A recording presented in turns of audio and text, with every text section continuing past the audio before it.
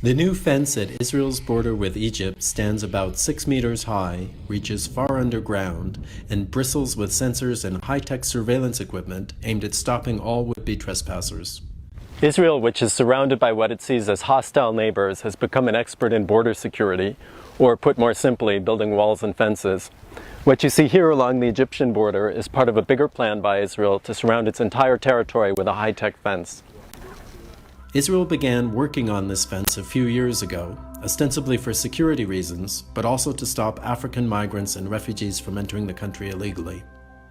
The formidable barrier, which was completed in 2013, all but choked off the flow of people, from more than 12,000 in 2010 to just a dozen or two per year now. Shahar Nachmani, an Israeli soldier who works at the border, tells me the fence is so high that would-be crossers need the help of another person to get over it, and typically a ladder too.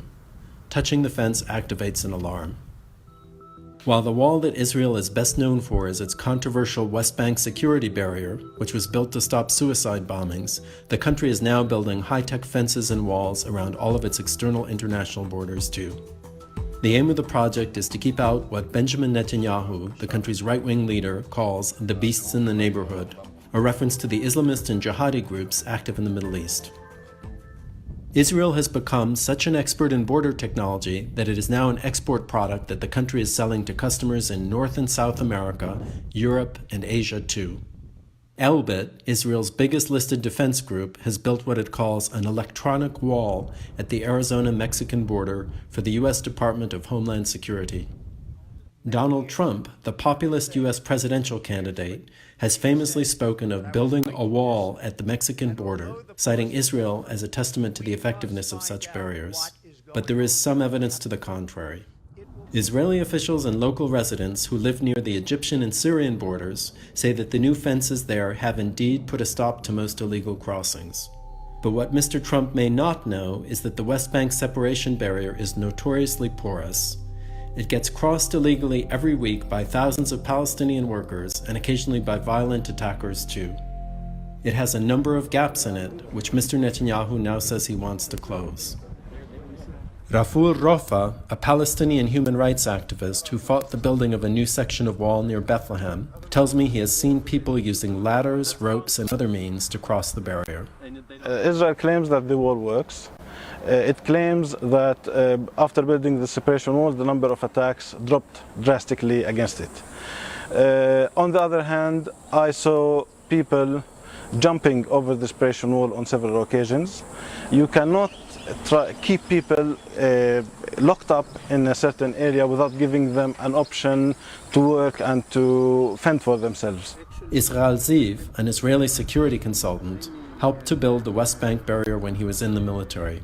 He concedes that while walls can be effective tools for maintaining security, they are less good at stopping economic migrants dead set on crossing into a country. When we talk about the motivation of Palestinians, to come and get employment in Israel, they will dare to cross and they will invent new methods to cross. Of course, that the fence is useful, but not against all cases. And when there is a very strong need to come to find a job in Israel, I think that there are many that find those holes in the fence and succeed to go across. Mr. Ziv also says that a physical wall is just one part of a broader border security strategy that should also incorporate other tools and policies, including good neighborly relations. Even Elbit, who are building the border system in Arizona, say that physical walls and fences, including the most high-tech ones, have their limitations, and non-physical detection systems offer a more reliable solution. We believe that the electronic solution has far more advantages than any physical. It does detect early, long range. The information is gathered from multi-sensors. Israel sees itself as a major high-tech power and a microcosm of a tougher world made more insecure recently by terrorism, the unchecked flow of migrants, and war. If it's right, the move to cordon itself off through imposing physical barriers and advanced electronics could provide the rest of us with a glimpse of things to come. John Reed, Financial Times, at the Israeli-Egyptian border.